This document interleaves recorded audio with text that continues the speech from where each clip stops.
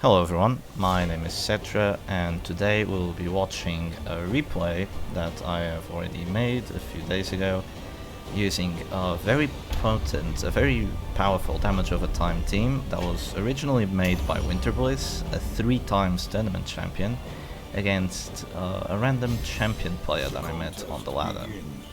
So to start off, what is this team's strength? Well, it has 4 very powerful characters. The Flagellant, uncontested, extremely powerful character. The Grave Robber, it's a bit weird of a character because sometimes she really pops off, sometimes she's a bit weird to use, but we'll see how we can use her. The Jester, which is of course one of the best characters, and the Antiquarian, which is the best AoE damage of a time dealer. And I'm playing against a very interesting team from the side of Zergi here, and I'm just gonna try to demolish it. So the Grave Robber here, what she's here to do is, I'm not the biggest expert with this team, I'll just put that out there.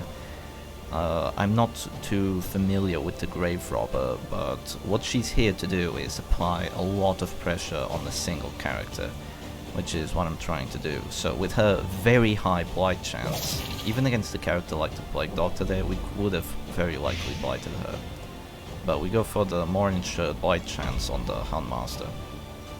So right now we used Battle Ballad to make sure that we can hit our abilities a bit better, and now we're trying to spread a lot of pressure with Panic Dots.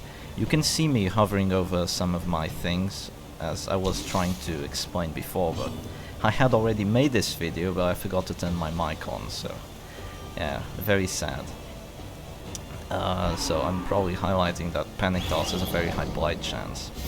Okay, my opponent goes for a guard here, preemptively trying to get some dodge up, I think. It doesn't work out too well for him. And I spread a lot of DoT on him. In hindsight, this was a bad move, because my opponent has a very, very powerful team here. His team is almost made to counter mine, with plenty of dodge, which is gonna make my X-Sangs difficult, a riposte. His team is made to counter mine because his Plague Doctor can, in fact, remove all the damage over time I've pretty much put out this round. And that's very likely what he's gonna do. So he's very lucky that he hits his Captivate. It's an ability with 80 accuracy, as I was highlighting. So at this point, should I go for the Festering Vapors? I would say yes, you should go for the Festering Vapors, but with the extra dodge and the riposte, maybe you shouldn't have gone for it, and I kind of regretted it a little bit. I got quite unlucky that he dodged 2 times, and it's just the way it is. So right now, look at what you can do. This is definitely very good use of the Plague Doctor. I didn't expect her to be so powerful. Kind of a misplay by me. Yeah, she just completely removed all the pressure that I had. I go for another Reign of Sorrows. This time the Houndmaster dodges, even with me having the Battle Ballad.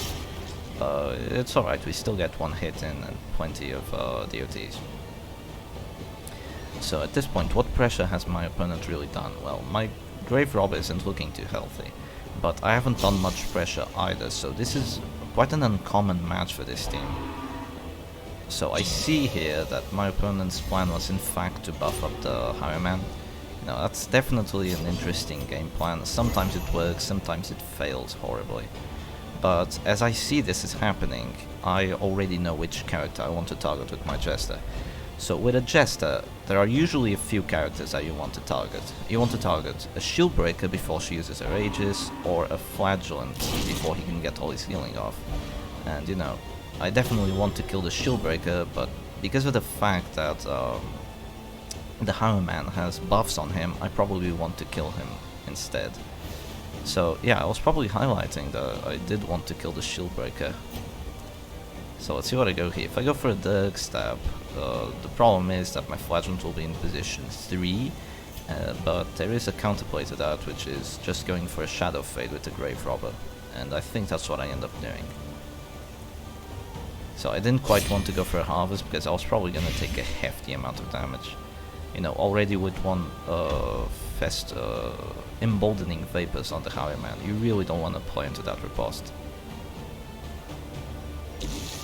And now I'm just gonna use Take Cover with the Grave Robber, hopefully.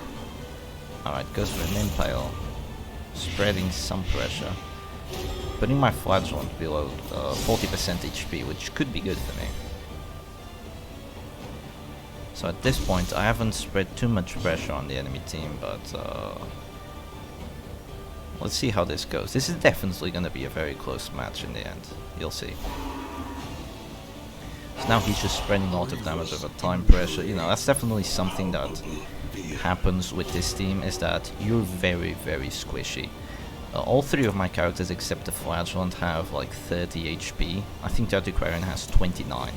Like, these are probably the squishiest characters in the Darkest Dungeon. The only character here that isn't extremely squishy is the Flagellant, but even him doesn't have like quite enough HP or protection as one of the other frontliners, regardless of the healing abilities. So I go for a lunge. Unfortunately, I don't get the crit. It was like a 40% chance to crit, and I do like an average damage roll.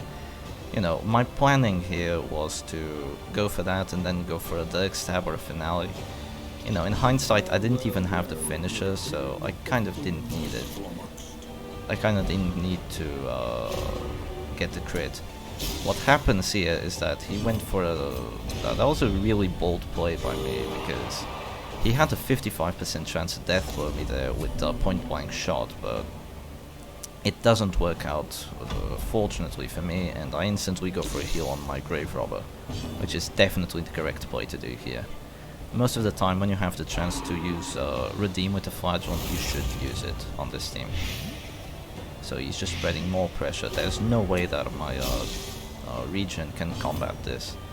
And you know, now I have the chance to go for the finale. I just end up doing it.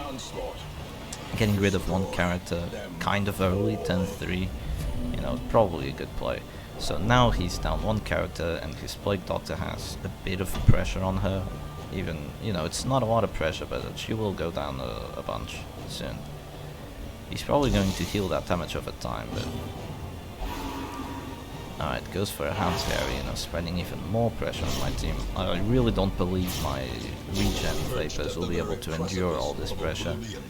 So, you know, what to do with the Antiquarian here, it's kind of weird, because he has 2 AoE damage dealers, you know, what to do with the Antiquarian here. So, going aggressive, I mean, with the -10 accuracy, I don't know what the best play would be. I think I end up taking cover, just to ensure that I stay alive for a little while longer. So, you know, I might drop the regen Vapors, but I don't think that's a good play. You can't really sustain through all this damage over time, so I end up just going back and increasing that death blow chance. You know, I think it's not a bad play, just keeping her alive for a little while longer. You know, with that finisher, she could become very, very useful in 1 or 2 turns. So he decides to heal the character with damage over time and, you know, pretty much removes all the pressure that he had on him. You know, kind of crazy how this team was almost tailor-made to counter mine. You know, there's no way that you could be stream sniping, but I guess you just got very lucky. But even then, I think I'm still in a winning position. It's not gonna be easy at all to dispose of that shield breaker. She still has 2 ages, and she has plenty of dodge. I won't be able to hit her every time. Alright, he's doing a lot of damage, gets 1 death dodge check on my Antiquarian, so right now I'm probably gonna go for a Festering Vapors. I think that would be the correct play here. No, there's no way the regen will be enough. Alright, so we see a resist here, a dodge, and you know, only a bit of pressure on the shield breaker. Like, this is not an easy situation to be in. He gets another death dodge check, and now he gets it. That was a 20% chance, you know. It happened. I'm not very happy about this situation. Now I have 2 characters which are dazed, so I can pick whichever I want. Here is when I'm using Harvest. You won't see me use Harvest very much. It's not usually an ability I use. I'm not too sure if this is the trinkets that Wynterbliss normally picks, but I feel like it's a damage over time team, so I have to use Harvest. So, you know, in this case it's actually paying off a lot. I got both bleeds, and I got the Plague Doctor to death also. Very nice. Right, he decides to go for a Binding Gas. I have no idea why. He could have healed himself, he could have removed damage over time. I don't know why he went for that. Probably just to try and get me to Affliction. I'm not too sure. I don't think that was the correct play. It gives me a 25% chance to kill him. I don't get it. which is unfortunate. But now if he doesn't heal himself, I'm probably just gonna go for a lunge, and I have a huge chance of killing him. Like, huge, like 80%. So when you use Take Cover on the Grave Robber, you get an extra 20% death blow chance, as well with the lunge, which already has an extra 20% death blow chance. Even without any death blow trinkets, you still have a very good chance of getting a death blow. And that's something that's quite nice about the Grave Robber. But we'll see later that, okay, he uses Guard Dog, you know. Not having any trinkets to bypass guard or the finisher on my Jester is definitely gonna bite me in the ass here. I would very much have liked to have a finisher on my Jester because I could just bypass that guard, or if I could have the bypass guard trinket on my Grave Robber, I could also have bypassed that guard. So very unfortunate situation here. I am using the trinkets on my Grave Robber that Wynterbliss told me to use, so I'm a bit suspicious on them. But feel free to use whichever trinkets you want with this team. You have to experiment stuff out.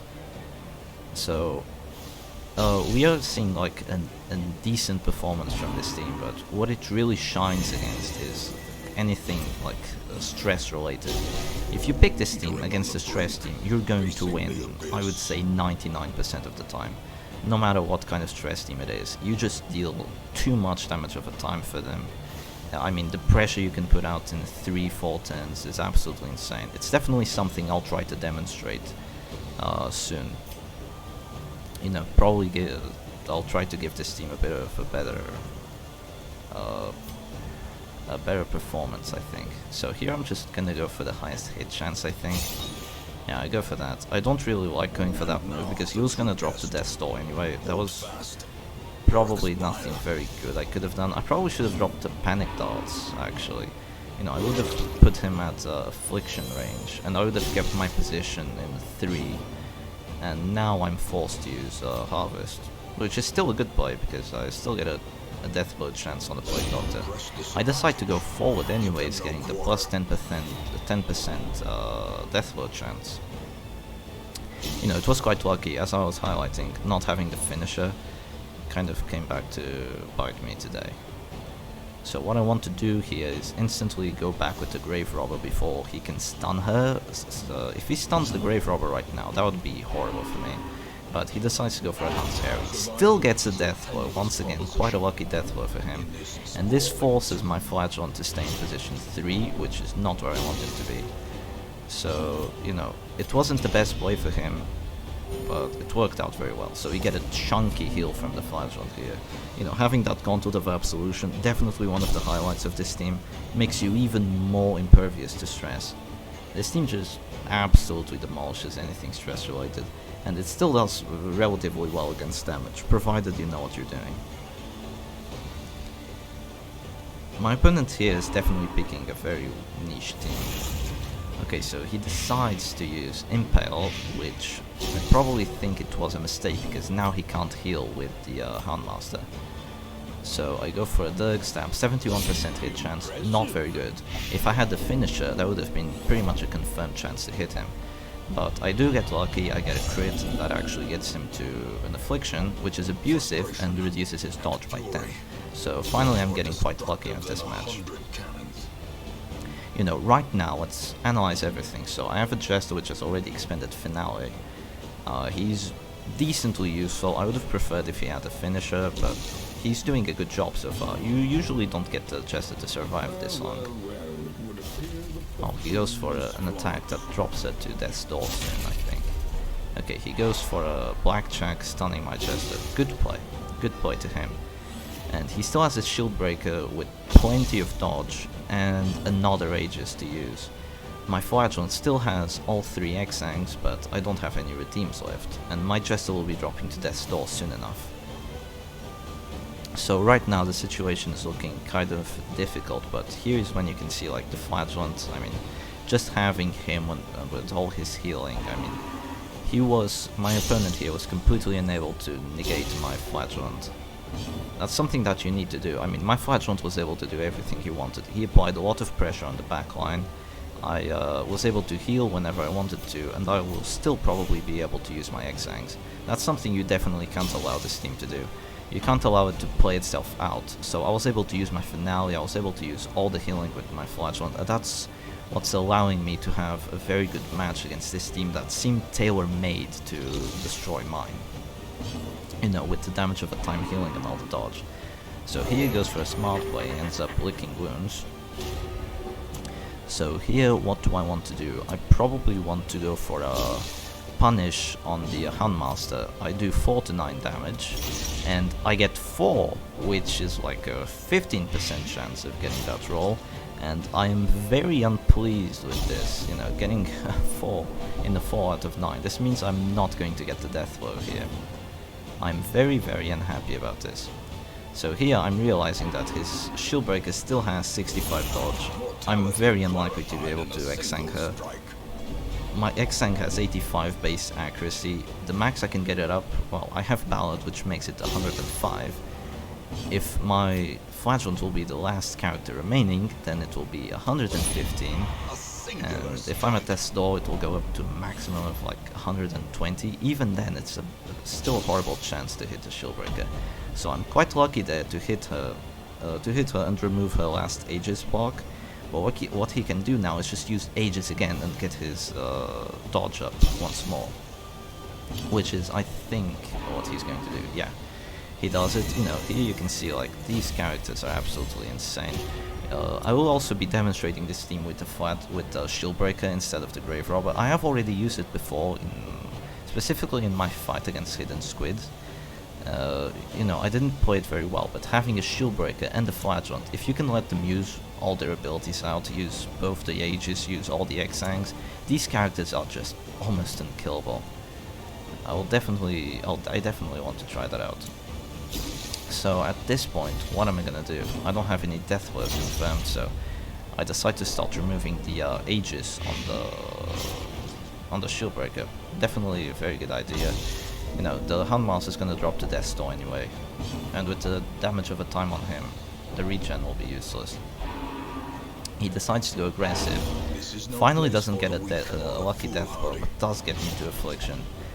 This could be unfortunate. Okay, we get abusive, which is gonna reduce our dodge down to 5, I think. No, 0 actually.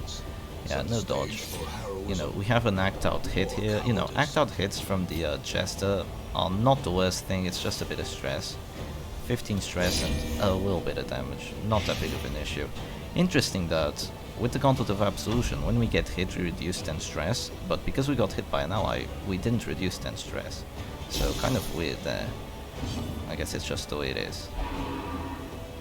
Alright, now he decides to play it safe. What I want to do here is, I don't have any more redeems left. I probably want to get a turn out of my Jester before he dies. You know, with how lucky my opponent has been getting these death blows, he doesn't have much death blow chance, I think. Oh no, he does have the finisher on the Houndmaster, actually. Oh, he hasn't been getting as lucky as I thought. Very interesting trinket choice for my opponent. Yeah, I guess that was a 50-50 to kill my Jester just now. Alright, he hasn't been getting that lucky, so I still want to get a turn out of my Jester, you know. I go for removing the Aegis once more. Doesn't work out, unfortunately. And now, if he goes for an Impale, he has about a 40% chance to get the death blow. He does get the death blow. So now I have a Flagellant almost at death's door in a 1v2 situation against a shield breaker with plenty of dodge and a Houndmaster which has stuns. So this is not the best situation. This is not a situation you want to be put in at all. So what do I go for here? I'm not at death's door immediately, so I don't think going for X-Sank right now would be the best choice. So I decide to punish his Houndmaster, get a lucky crit, and that adds a lot of stress on him, because punish has 12 stress base. And maybe even if we don't get the death blows, we might be able to get him up to enough stress. That would actually be amazing. So at this point, what does my opponent want to do? He wants to negate my healing. He wants to negate my X-Sank, so he decides to go for a blackjack. You see here, I drop the death's door. If you drop the death's door with the Flagellant, you get an extra 20% stun resist. So we get 75% stun resist. It would have been extremely unfortunate to miss that. If he got that stun, it would have been extremely unlucky. So we hit him here, failed a 40% death blow chance, you know, it just happens. And now he's gonna start adding more pressure on my Flagellant. My chance of hitting his shield breaker is definitely not gonna be very much. He goes for another Captivate. I'm not too sure if that's the best play. Not too sure if that's the best play at all. It doesn't have much accuracy, and doesn't really do much more damage than what the